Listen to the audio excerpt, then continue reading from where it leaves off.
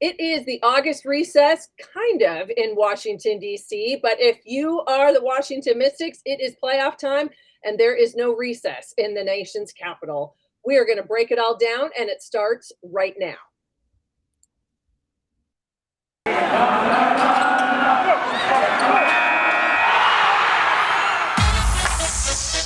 You are Locked On Women's Basketball, your daily podcast on women's basketball.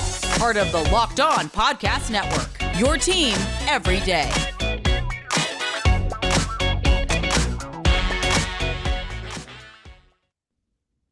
Happy Friday, everyone. It is August 12th, 2022. I am Missy Heidrick, National Women's Basketball Correspondent for The Next. So happy to have you here. Thank you for making Locked On Women's Basketball your first listen every day.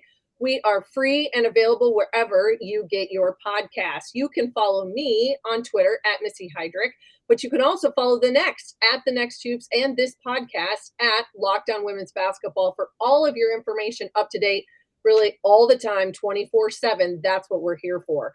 There are just 2 days left in the WNBA regular season for the Mystics. We have to talk about the star power on this roster, both new faces and those veterans as well.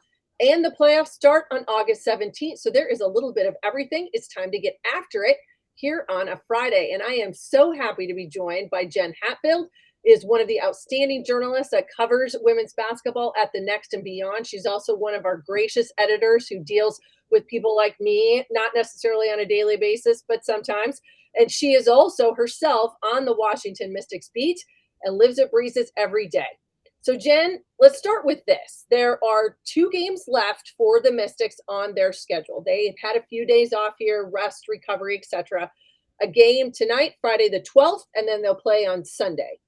When you look at this team and you look at where they sit today, what stands out in terms of what may really need to happen? What are you looking for? What do people want to see from this team in these last 2 regular season games? And what are going to be some of the things that maybe stand out the most when they get back on the floor? Yeah, I think the Mystics are hoping to use this weekend to reclaim some of their mojo. They had played really well as the calendar turned from July into August, beating Seattle once, sweeping the season series with Las Vegas. And then they went out last weekend and lost 2 games to Chicago and LA and just didn't look like themselves in either game and were really disappointed with their performance. So this weekend, they want to get that momentum that they had, that they were carrying into last weekend. They want to get that ready for the playoffs. And if they can win both games and see Seattle lose both of theirs and get the 4 seed instead of the 5, that'll be a bonus. But really, they just want to kind of get back to their roots and be playing at their best entering the playoffs. It's really interesting you mentioned winning those games against Las Vegas because, I mean, that was a 10-point win over Vegas on August 2nd. And then to turn around and to lose those 2 games last weekend, it almost seemed like we were dealing with 2 different teams. What was the difference between such a great performance against the Aces and then kind of, lackluster performances, so to speak, before they had this break time? Yeah, they didn't have great starts in either game over the weekend, and so they got themselves kind of in a hole. Their defense wasn't ready to go at the tip, really. And so that was really disappointing to them. They talked about it, after the game and then this week. So they just need to get off to better starts. And then, Elena Delle Donne didn't play on Friday and had her worst game in a Mystics uniform on Sunday as far as her shooting percentage. And so the Mystics do expect her. She will play in both games this weekend is the plan, and she's expected to play in the playoffs pretty much every game. So the Mystics should have her, and it would be surprising if she had such a poor shooting night again. So kind of in that respect, it's a little bit of an anomaly, but the defense needs to travel and needs to show up for 40 minutes. Yeah, I was going to say, it seemed as though, as you said, slow starts, which sometimes can be that snowball effect. We see it all the time. A team doesn't get off to a good start offensively. They miss shots, a couple easy ones here. You don't get a call, and that can affect other parts of the game. It seems as though this has been a group that has prided itself on being pretty solid defensively all season, but they maybe that snowball effect kind of their defense let them down. Yeah, absolutely. And I think that they're going to really emphasize that tonight and on Sunday. Look for them to, look at how they start the game tonight. And if they get down again early, that I think would be concerning. Or even not even get down early, but just don't look in command. If it takes them a while to get rolling against an Indiana team that's going to come out pretty desperate for a win. They're out of the playoff hunt, but they haven't won in, I think their last win was in June. They're on like a 16-game losing streak. So they're coming out desperate for a win.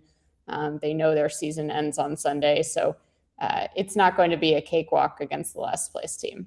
No, absolutely not. And I think that's probably the challenge is that you do have a team that's really they're not playing for anything in terms of the playoffs, but a little bit of self-respect. And as we have seen over the course of the season, this is a young Indiana team still trying to figure out what these rookies, a lot of new faces on that roster, what they can do. And they need to kind of catapult themselves and position themselves for next year. You want to be that person. If I'm on that Indiana roster, say, when I finish that season strong, I want this front office and the management here of this franchise to look at me as something valuable. That has to play into that in sense of maybe talk a little bit about, some of the things, maybe the quotes or the conversations that have come from players and the coaching staff at Washington as they head into this last weekend. Maybe what's the vibe, what's the mindset like?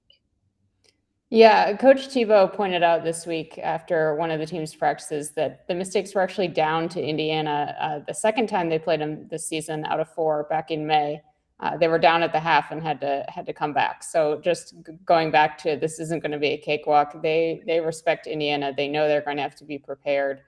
And it's also interesting because they won't have Maisha Hines-Allen, who kind of helped the Mystics get back into both games last weekend, even though they lost, but she kind of led the charge as a point forward. So that's going to be another challenge. But I think for the Mystics going into this weekend, Coach Tebow talked about this during the week. It's actually in some respects helpful that they are playing Indiana before a matchup with Seattle in the playoffs. Seattle and Washington will be the 4 and 5 seeds in some order to be determined.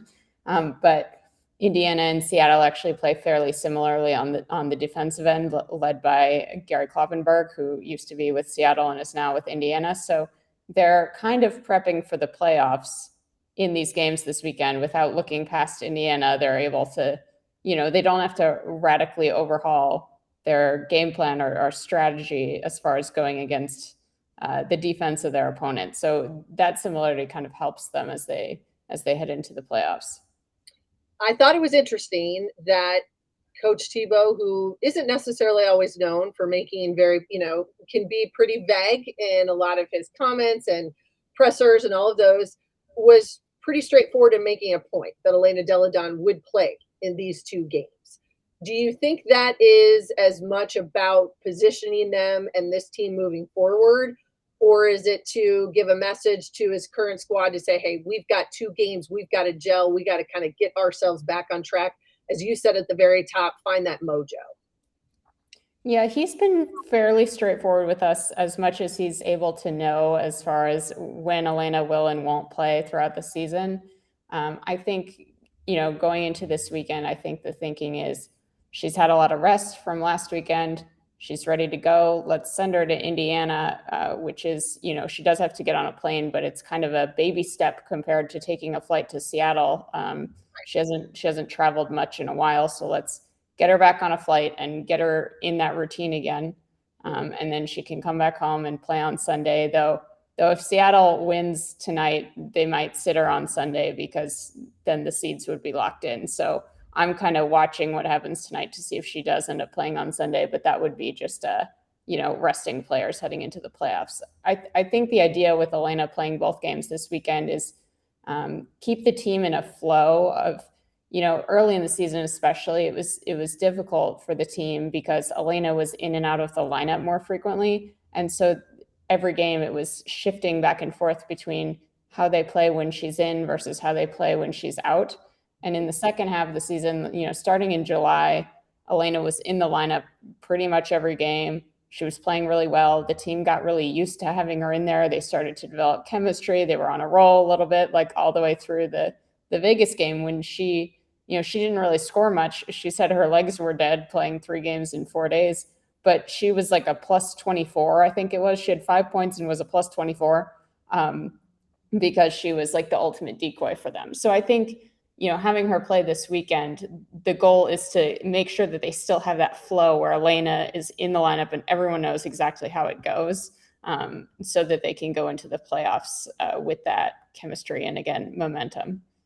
Okay, so in just a moment, we're going to talk about the other players on this roster that have been night in and night out part of making this a playoff team in 2022.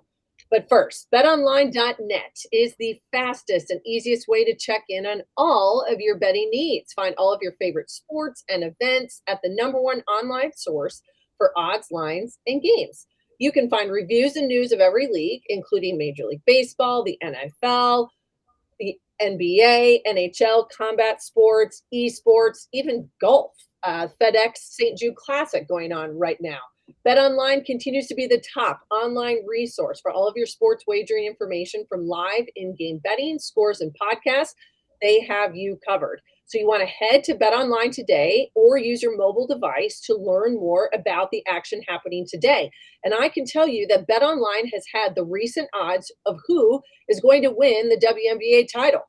Chicago plus 200, Vegas plus 200, Connecticut plus 350, Seattle plus 700, and the team we are talking about here today, the Washington Mystics, plus 800. So if those odds help you at all in making some decisions the next couple weeks, be sure to check at BetOnline, where the game starts.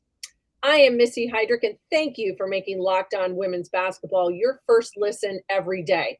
All right, Jenn Hatfield, we've talked about Elena Delle Donne a little bit. She's been in and out of this lineup. If the numbers are as close as I've been able to get them, 23 games she's played throughout the course of the season.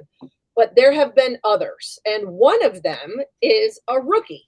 And you just wrote a fantastic article this week at the Next. So for those of you that haven't gone to find it, please go find Jenn's work, because she wrote a great article about really the evolution of Shakira Austin and what this rookie season has been like for her. So talk a little bit more about this 6'5" center and just kind of where her game started and where she is today as they head into the last weekend and the playoffs. Yeah, the thing that stands out to me personally about Shakira Austin is her confidence. It leaps off the page. Maybe I noticed it more because that was the thing I never had in my athletic career, was a healthy dose of confidence.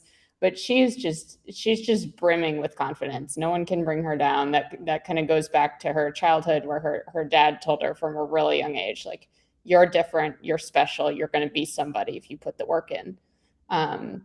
And so I kind of, started talking to Shakira and folks around her, trying to understand where that confidence comes from and how it's helped her on the court this season. So she came in as the number 3 overall pick, but Tebow has told reporters ever since he drafted her that he thinks she was number 1 pick material. The Mystics didn't really think about, they had the number 1 pick. They traded it for the number 3 pick and a couple of their assets. They didn't think of that as trading down, because they liked all 3 of the top prospects pretty much equally and would just, whichever one was left, they were perfectly pleased with. They got Shakira Austin. They were thrilled. She slid in pretty much perfectly to their system, almost too perfectly, actually, because Tebow originally thought that, on draft night, someone asked, what do you think that Shakira Austin and Kristen Williams' role will be this season? And he somewhat facetiously, but not entirely, said, I hope they're really good at clapping on the bench for their teammates, because the Mystics were so deep that he wasn't sure, how many minutes they would play. Like, he knew Shakira Austin was going to get some minutes, but he didn't expect her to play as many as she is right now. And he expected that Elena Delle Donne and Myisha Hines-Allen would be the starting front court. Well, Shakira Austin played so well, starting in her second game, in which she outplayed Sylvia Fowles, you may have heard of her, that she very quickly became a starter in her 6th game, and she has started every game since. Her biggest contributions come on the defensive end. She's got defensive instincts beyond her years. That's something that Tebow and his staff, loved about her during the draft process. In a quote that didn't make it into my story, Tebow quipped that he and his staff have sometimes wished that players had texting on the court because he thinks they would communicate better. But Shakira Austin doesn't need texting. She is perfectly willing to open up her mouth and communicate, which is really rare for a rookie. So she brings, defensive instincts, communication. She brings shot blocking. She brings size. The Mystics have often been undersized over the past several years. Now they're not. They can put Shakira Austin on players like Sylvia Fowles and Tierra McCowan, though Tierra McCowan is a much, stronger, more physically imposing player, as is Syl. But she's held her own against all of those matchups, really, and just given them, an anchor inside. Everyone talks about the defensive prowess of the Mystics guards, and with good reason. But Shakira Austin has been kind of an underrated aspect of their team defense and has really contributed in that way. And then offensively, they don't run plays for her, but she still gets double doubles just from, making smart cuts. She's learned really quickly how to play off Elena and where she should be to create space and where she should be when Maisha Hines-Allen is in, and how to bail out a guard when they need somebody to cut. So she just has those instincts again. And kind of does the dirty work, set screens, offensive rebounds. I think she was equipped coming out of college. I think in a system at Ole Miss that did give her some of that freedom to be able to understand, to elevate her basketball IQ. That's hugely transferable when women come from the college game into the W, because it's played at a different pace. You play differently. Sometimes it's just about what they're called. It's about, the communication standpoint comes into that, but how you played a screen and what that was named in college, it's different than what they name it in the W, but that can be an understanding and kind of the evolution of her game. I'll be honest, one of the few times I saw Shakira Austin last year was when I watched her in the NCAA tournament, and she just didn't play well. When they were taken out by a team by South Dakota, a mid-major team from the Summit, she just didn't have a great game. There wasn't a lot there, but yet it seemed as though that all those intangibles and those things that Tebow saw, that the Mystics organization saw, that's really kind of come to light. I thought one of the most interesting things she said that was in your article is that as you said, she oozes confidence. She's got high level of talent. But she, in her own right, believes she should be the Rookie of the Year. My question to you, does Shakira Austin win that award here in a few days when the regular season is over? I don't think she's going to win it, but I don't think she's wrong for thinking that she is a worthy candidate. I think Ryan Howard from Atlanta is going to win it, but I don't think it's ridiculous that Shakira Austin thinks she's the Rookie of the Year. And the fact that we can say that, like, Ryan Howard looked like she was going to run away with the award. Right. And she still might when you add up the votes, but I think people are thinking more seriously about Shakira Austin as a candidate than they were at the beginning of the season, for sure. And maybe she will leap over number 2 overall pick Nalissa Smith in the final tally. So we'll see kind of where that all ends up. But it seems like she'll have awards in her future too. Both Tebow's, Mike and Eric have pegged her for an all defensive caliber player in her future. Absolutely. And I would say, I think the biggest part of it is also how big of an impact. And I know this doesn't necessarily come into play because people look at the individual numbers and their statistics and, the plus minus and all of that. But the impact that she has had on this Mystics team being able to put themselves in the playoffs without a 100% front court that they were going to be relying on, it looked very different once the season started. And she's been a huge part of that. I feel like sometimes players don't necessarily always get the credit that they deserve in that piece of it. On the flip side, this backcourt for Washington, players like Ariel Atkins, who's, she's just durable as durable. And the time she puts in, you've got Natasha Cloud. These types of guards out front, everyone will say it a lot. I think championships and playoff runs start with guards. These two have to be a couple of the biggest players within the league as we think about this playoff picture. Absolutely. Natasha Cloud is like the ultimate tempo setter. And I don't mean in terms of how fast or slow the Mystics play. That is actually a pet peeve of TiVo. He thinks everyone puts way too much stock in the pace metric. But I mean that Cloud is their metronome. If she's fired up, they're fired up. If she's flat, they're flat. And that doesn't mean that I'm blaming her for when the Mystics are flat, but she is the one who kind of lifts a room just by walking into it. She's the one who sets the tone defensively. She's the one who, gets in your face on the defensive end. She takes a lot of pride on that end. And she, she's got an underdog mentality, being drafted out of a mid-major, being a second round pick. And she kind of brings that edge to the Mystics too. She never thinks she's being respected quite enough.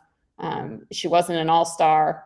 She took that very personally. So she just has that attitude and that fight and that leadership that the Mystics really need. And it's kind of a yin and yang with Delle Donne, who's very calm and cerebral. And Cloud has said at times Delle Donne is kind of the like magic person who can like keep her calm and not like blowing her top a little bit. So they are a good balance in the backcourt and the front court.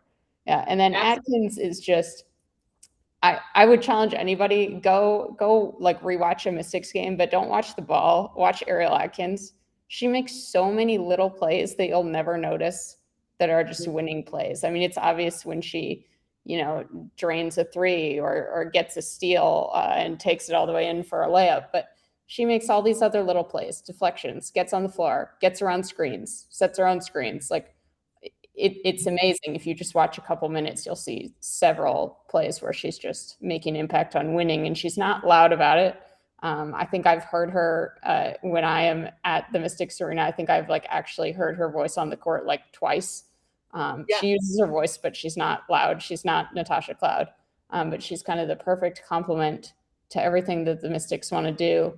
A little bit of a glue player. I hesitate to call her that because that makes it sound like she's contributing less than she is as a really big scorer on this team, but she just pulls everything together on both ends.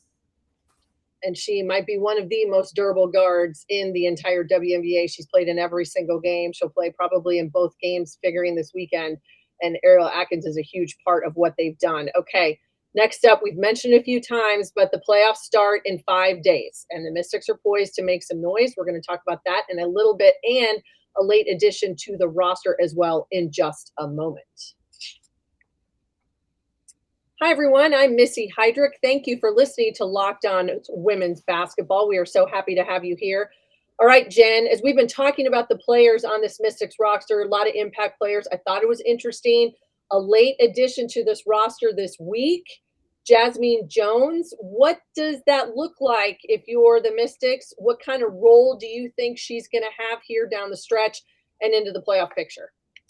Yeah, so the Mystics explain this as basically using up all of their money as soon as they could. They wanted to have, this is not a replacement player. This is them going from 11 to 12 as soon as they could afford it. Jasmine Jones just gives them a little extra depth at guard, which I think will mostly be seen in the form of having another practice player. I don't think she's going to play much or at all this weekend. That could depend on the scoreline, but even Evina Westbrook, who's been on the team for part of the season, it's taken a while for her to get in blowouts. And I think kind of a similar situation for Jasmine Jones, but just Coach TiVo described it as insurance. So I think, you can never have too much depth, right? So worth it to spend all, it's about $3,000 left in their salary cap, worth it when you can add a 12th player. And it doesn't hurt when it's Maisha Hines-Allen's college teammate either. Yeah, I was going to say, and it's experience, it's someone that's been around the block a little bit. Sometimes that's a good thing. And that can be great in practice. It can give you a whole nother perspective. And you've got some players and young players, that sometimes they might need that voice in their ear, that little yin and yang, and you never know where that comes from. Okay, so the playoffs start officially August 17th.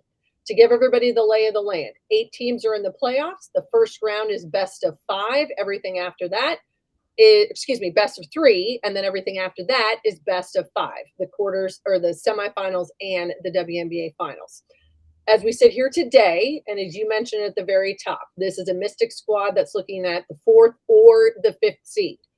More than likely, unless something astronomical happens, which I really can't see that happening in 3 days between now and the end of the season, is a matchup with Seattle.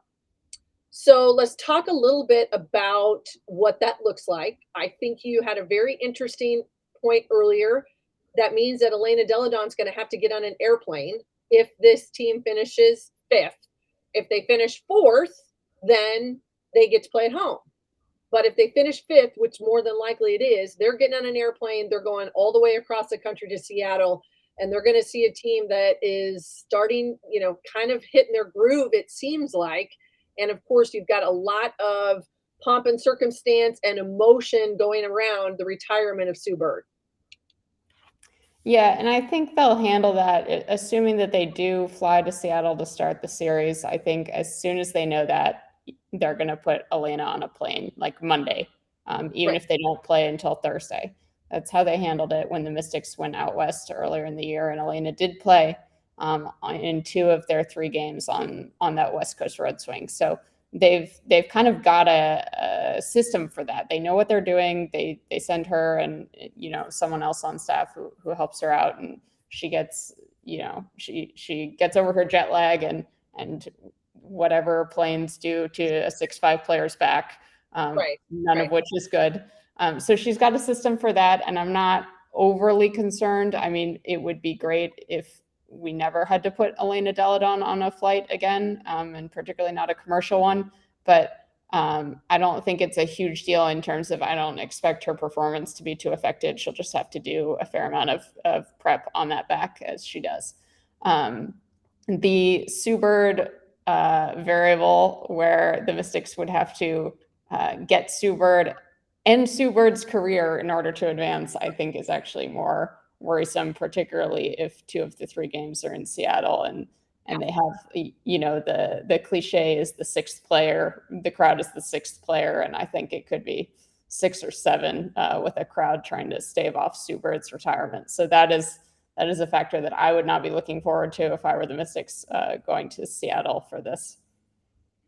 It feels like, I'm sure most people would say this, that Breanna Stewart is a matchup problem for everyone.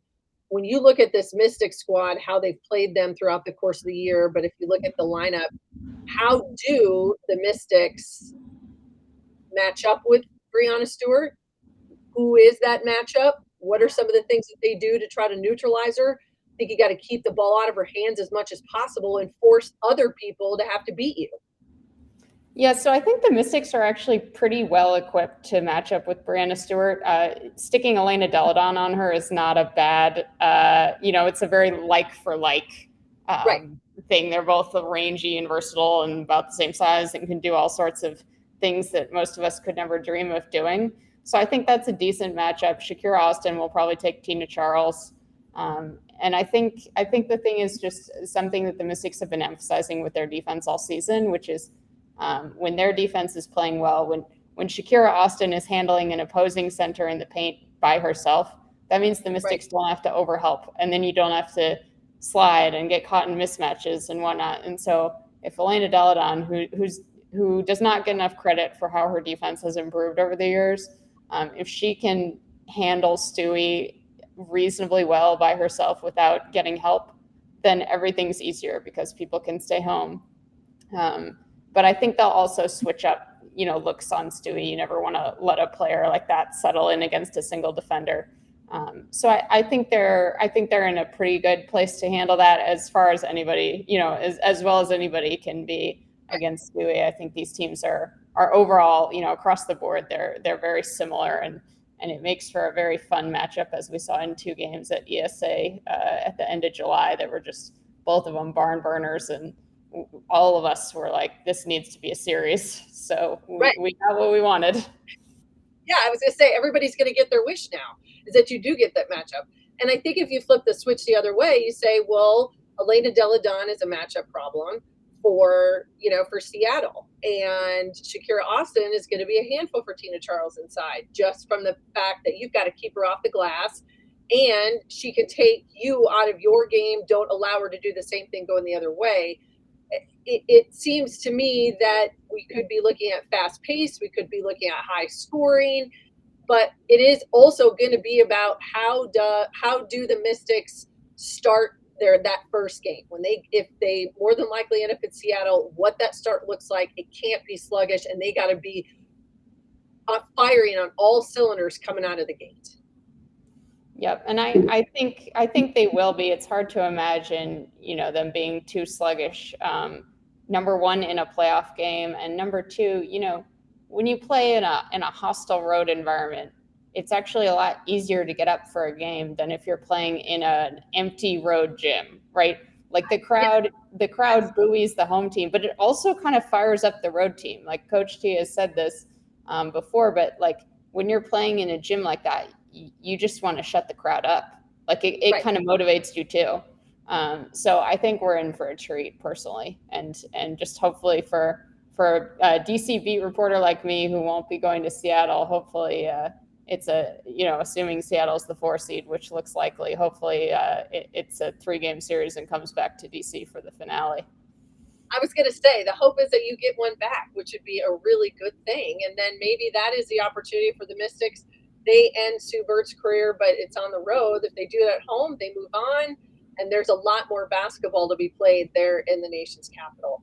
All right, Jen. Now, if you didn't hear us before, please, I want everybody, go to the Next, read her amazing article that came out this week about Shakira Austin. She's going to have all of the coverage about the Mystics, their last 2 games, as well as the playoffs. Jen, where does everybody find you all the other times? Yeah, I'm on Twitter at Jenn Hatfield 1. That's Jen with 2 N's, and Hatfield's just like it sounds. So find me there. That's where I spend entirely too much time, that and the Next Slack. Awesome. Well, thank you so much. It has been a pleasure. And as I said, you're going to want to know exactly what's going on. We've got you covered at the Next and right here at Locked On Women's Basketball. You can find me on Twitter, all of my amazing colleagues at the Next, and right here on this podcast. Thank you for making Locked On Women's Basketball your first listen every day. Please join us all next week for more episodes. There's going to be the latest news, notes, insights, game breakdowns of the regular season ending and the playoffs starting August 17th. That's the day to circle on your calendar. That's when it's going to get interesting. And you can do it all right here with us on Locked On Women's Basketball. For your second listen, get up to date on the latest news and rumors in the NBA in just 30 minutes every day with Locked On NBA. Before we know it, the NBA season will be starting. It is crazy to think it is the middle of August. Locked On NBA, your daily NBA update in just 30 minutes. Thank you all so much for watching and listening. Stay with us at Locked On Women's Basketball for everything. We've got you covered. We look forward to seeing you again soon.